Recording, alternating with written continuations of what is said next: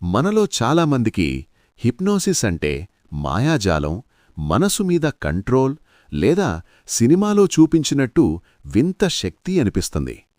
కాని నిజమేంటంటే హిప్నోసిస్ అనేది మ్యాజిక్ కాదు.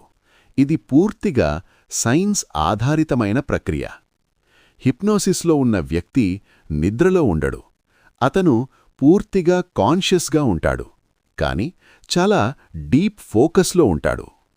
ఈ సమయంలో మన బ్రెయిన్ అవసరం లేని ఆలోచనలను పక్కకు పెట్టి విన్న మాటల మీద ఎక్కువగా కాన్సంట్రేట్ చేస్తుంది. అందుకే హిప్నోసిస్లో మనసు సజెషన్స్కి ఓపెన్గా ఉంటుంది. ఇక్కడ ఒక ముఖ్యమైన నిజం గుర్తుంచుకోండి. మీ ఇష్టం లేకుండా ఎవరూ మిమ్మల్ని హిప్నోటైజ్ చెయ్యలేరు. మీ విలువలకు, నైతికతకు విరుద్ధంగా ఏ పనీ చేయించలేరు. సినిమాలో చూపినట్టు క్రైమ్ చేయించడం, కంట్రోల్ చేయడం అన్నీ కేవలం ఊహ మాత్రమే.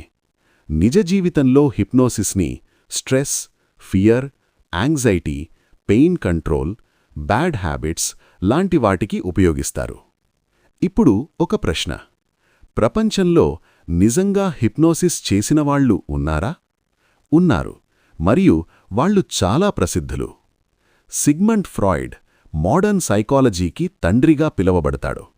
ఆయన థెరపీలో హిప్నోసిస్ని ఉపయోగించాడు. జేమ్స్ బ్రెయిడ్ హిప్నోసిస్ అనే పదాన్ని ప్రపంచానికి పరిచయం చేసిన వ్యక్తి. మిల్టన్ ఎరిక్సన్ క్లినికల్ హిప్నోసిస్లో ఒక లెజెండ్. ఈ రోజుల్లో డాక్టర్స్ ఉపయోగించే చాలా టెక్నిక్స్ ఆయన నుంచే వచ్చాయి.